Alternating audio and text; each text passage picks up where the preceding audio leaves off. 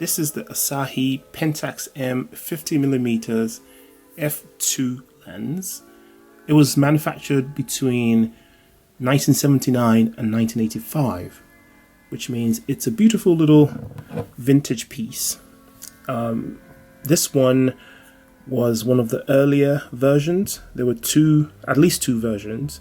The earlier ones, like this one, were very well made, and the body is mainly metallic through and through, whereas the newer versions feature a plastic body with some internals changed around.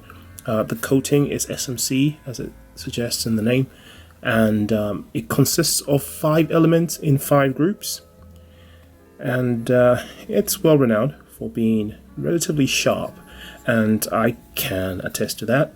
All the pictures that I've taken with this lens, as long as they were at f2.8 and above, were remarkably sharp. f2 was slightly soft, but f2.8 and up were beautiful. Right, so the first thing I enjoyed about this lens is the profile. So this is when it's focused to infinity. That's when it has its lowest profile, and this is when it's at the minimum focus and distance, which is 0.45 meters.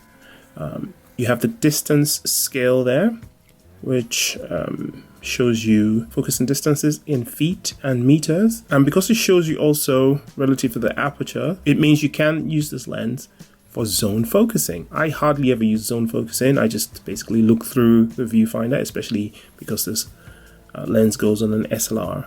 So it's got 2 rings. One is the focus ring and the other is the aperture ring. And talking about apertures, it goes from f2 in regular steps to f22. Right, so it clicks at each aperture to let you know what aperture you're at. It's got a 49mm filter size, so you can attach, this is a skylight filter, and it fits perfectly, even though I hardly ever use filters at all unless I need an ND filter. And the cap is a clip-on style cap, which I really like. And because it's glass and metal, it's slightly heavier than average and comes in at 160 grams. The later versions that are made of plastic are slightly lighter, and they come in at around 130 grams, I believe. And finally, it's a Pentax K mount lens, which is amazing. Pentax has a wonderful legacy system, so even if you have a digital SLR with the Pentax K mount, you can put this lens on it. Most Pentax DSLRs do come with a K mount, as well as some Samsung SLRs that also take this lens natively. It's a completely manual focus lens, so there are no autofocus features, but that's the same for vintage lenses of a certain age. So one of the things I really like about this camera, as I said before, is the size. It's got a really low profile. It's smaller than the other Pentax 50mm lenses, even if it's a little bit slower. There are 1.4 and even 1.2 versions of this lens. But if you compare it to something like a Nifty 50 from Canon, you can see the size difference. This is much lighter. Obviously, this one was built for modern SLRs and modern DSLRs, and the later version of this lens was also a lot more plasticky, but I like the hefty, high quality feel of this lens. It just seems like it's going to be more resilient over time. However, the size of it also is a little bit of a visual drawback.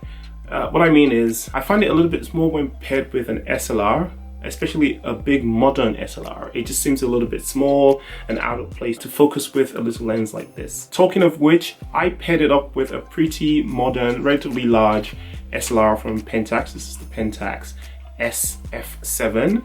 It came with a zoom lens, but I took that out and paired it up with the SF7. Now, it doesn't look that bad, of course, but it does seem a little bit small compared to the lens that I took off, especially. But you know, it's good if it does balance quite nicely. So I took this camera out on a recent photo walk. It was with the One Film photography walk group, and we basically went out in London. The light was terrible, and I was using film that was expired. It had been expired for at least 15 years, I guess. it was made by Sainsbury's and it didn't have any date on there, so I just assumed it's probably over a decade expired. Check this out. I'm just about to head out to a one film walk, I guess, a meetup, and I don't have any film at home at the moment. And I was looking through my stash and I found this. This is a Sainsbury's 35mm C41 color film. It's rated at 400 ISO, and I'm almost 100%, well, I'm 100% sure that this is expired, but I just don't know by how long. So I'm just gonna try and overexpose by one stop. Wish me luck. But I used it anyway to add a little bit of drama and uncertainty to the photo walk.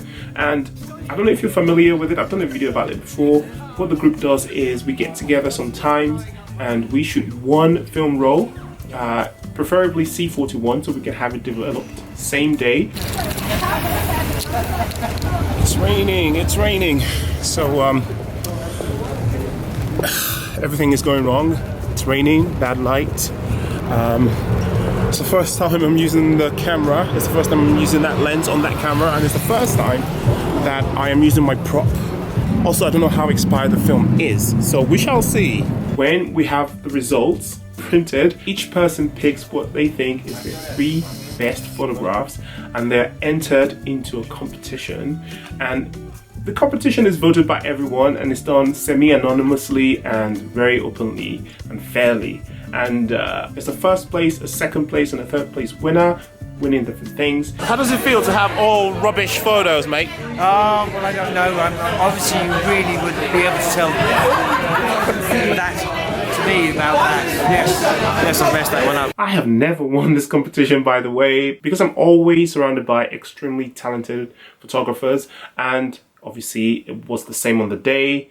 The best man did win. And yeah, but it's more of an excuse to get out and socialize and have some fun rather than the competition, even though I'm gonna win one day if it's the last thing that I do. Anyway, I only got prints on the day. I haven't got around to scanning the photos with my scanner, so I can't overlay the photos onto the video as I usually do. So I hope you don't mind a 1080p rendition of me just holding up the photos and showing you that way.